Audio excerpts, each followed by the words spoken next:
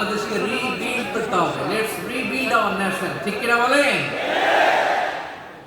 এজন্য পরিশ্রমী হইতে হবে, ক্যারিয়ার গঠন করতে হবে, দেশের জন্য কাজ করতে হবে। পরিশ্রমে লজ্জা নেই, লজ্জা অলসতায়, ঠিক কিনা? পরিশ্রম করলে যে গা থেকে ঘাম ঝরে, এখানে যে লোনা পানি ঝরে, এই লোনা পানিতে জন্মায় সফলতার বীজ। আমার বারোয়াখালীর যুবক শ্রেণী, যুবক ভাইরা, পরিশ্রমী হইতে হবে। ফ্যামিলির জন্য, নিজের জন্য, দেশের জন্য আমাদের কাজ করতে হবে। রাজি আছি তো সবাই? আল্লাহ সবাইকে কবুল করুক, আমরা পড়ি আমিন। প্রিয় ভাইরা, আমাদের সময় খুব কম, কথা অনেক বেশি। অনেকে আপনারা দুপুরে খাবারও খেতে পারেননি, অনেকে গতকাল চলে আসছেন।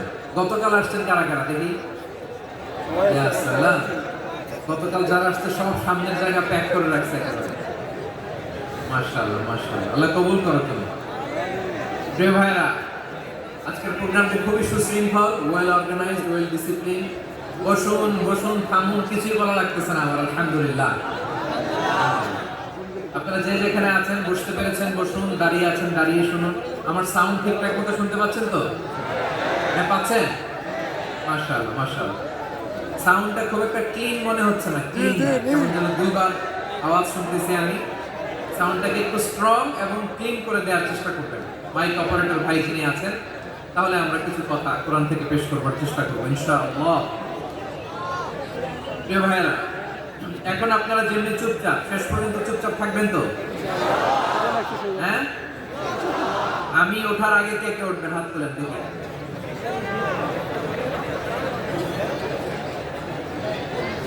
আমি ওঠার আগে কে উঠবেন? সত্যি তো? মনে থাকবে? একসাথে আমরা বিদায় নিব, আওয়াজ করে পড়ুন ইনশাআল্লাহ।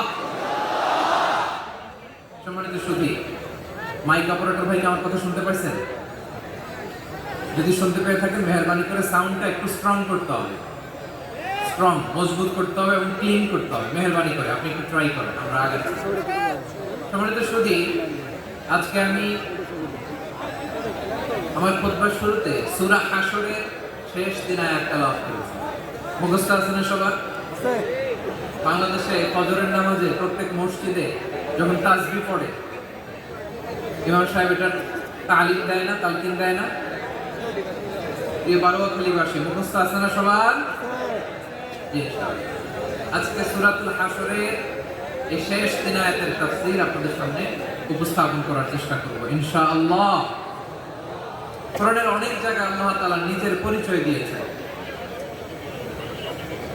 নিজের পরিচয় তিনি বিভিন্ন আয়াতে বিভিন্ন সূরায় পেশ করেছেন। তিনটি জায়গায় খুব এক্সক্লুসিভলি আল্লাহ তাআলা নিজের পরিচয় দিয়েছেন। এক হচ্ছে সূরা বাকারার 255 নম্বর আয়াত, মানে আয়াতুল কুরসি। এর মধ্যে 9টা বাক্য আছে, 9টা বাক্য মিলে একটা আয়াত।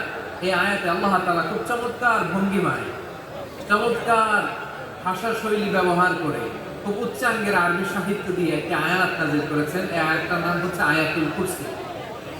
বিষ্ণুনবী বলেন, মান ক্বারা আয়াতুল কুরসি দুবুরা কুল্লি সালাতিন মাকতুবাতিন লাম ইয়ামনাহু মিন দুখুলিল জান্নাতি ইল্লাল মাউত। প্রত্যেক ফরজ নামাজের পরে যে আয়াতুল কুরসি পড়বে তার জান্নাতে যাওয়ার ক্ষেত্রে আর কোনো বাধা থাকে না, একটা জিনিস ছাড়া, সেটা হচ্ছে মৃত্যু, মরণ। লোকটা মরে না তাই জান্নাতে যায় না, বললেই জান্নাতে। এই আয়াতুল কুরসির আয়াতে আল্লাহ তাআলা খুব স্পষ্টভাবে নিজের পরিচয়। আবার সূরাতুল ইখলাসের ভিতরে আল্লাহ তাআলা খুব চমৎকার ভঙ্গিমায় তিনি নিজের পরিচয় তুলে ধরেছেন। অনুরূপভাবে সূরা হাশরের শেষ 3 আয়াতে আল্লাহ তাআলা খুব চমৎকারভাবে নিজের পরিচয় তুলে ধরেছেন। আওয়াজ করে পড়ুন সুবহানাল্লাহ। সূরা হাশরের শেষ 3 আয়াতের তাফসীর আজকে আমরা শুনব। আসুন আমরা আমাদের রবকে চিনে নিই। আজকের আলোচনার টপিক হচ্ছে আসুন আমাদের রবকে চিনি। আসুন আমাদের, সবাই বলুন, আসুন আমাদের রবকে চিনি। আজকের আমার ঢাকা বিভাগের প্রোগ্রাম থেকে, এই নবাবগঞ্জ বারোয়াখালীর প্রোগ্রাম থেকে আমরা আমাদের রবকে চিনে যাব ইনশাআল্লাহ। বলেন সবাই।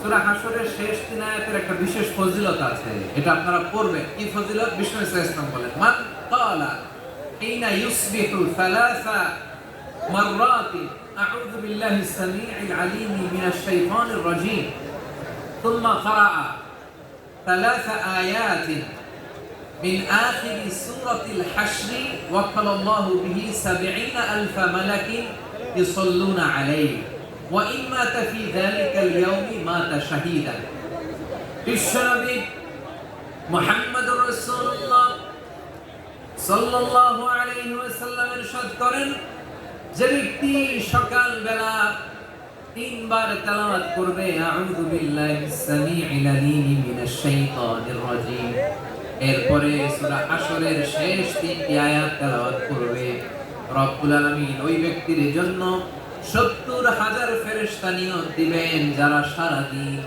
ওই লোকের জন্য মাগফিরাতের দোয়া করবে। শুধু এখানেই শেষ নয়, বিশ্বনবী ফরমান ওয়া ইন মাতা ফি যালিকাল ইয়াউমি মাতা শাহীদান, ওই দিন যদি ওই ব্যক্তিটা ইন্তেকাল করে সে শহীদ হয়ে কিয়ামতের দিন আল্লাহর সামনে দাঁড়াবে। সকালবেলা যদি পড়েন 3 বার আউযু বিল্লাহিস সামিউল আলিম মিনাশ শাইতানির রাজীম 3 বার পড়ে সূরা হাশরের শেষ 3 আয়াত যদি তেলাওয়াত করেন, তাহলে আপনার জন্য আল্লাহ তাআলা 70,000 ফেরেশতা নিয়োগ করবেন। সারা দিন তারা আপনার জন্য মাগফিরাতের দোয়া করবে, আর ওই দিন ইন্তেকাল করলে আল্লাহ তাআলা শহীদ হিসেবে আপনাকে কিয়ামতের দিন দাঁড় করাবেন। সুবহানাল্লাহ, এত আসতে।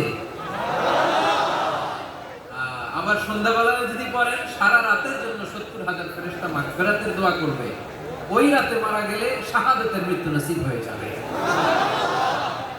এজন্য এই দোয়াটা পড়ার দরকার আছে না নাই? আযকারুস সাবাহি ওয়াল মাসা, সকাল সন্ধ্যার যে জিকির, এই জিকিরের অন্তর্ভুক্ত করে নেবেন এই ওয়াজিফাটা। যে হাদিসটা বর্ণনা করলাম সূরা তিরমিজির হাদিস, যদিও হাদিসটা সনদের দিক থেকে দাঈফ,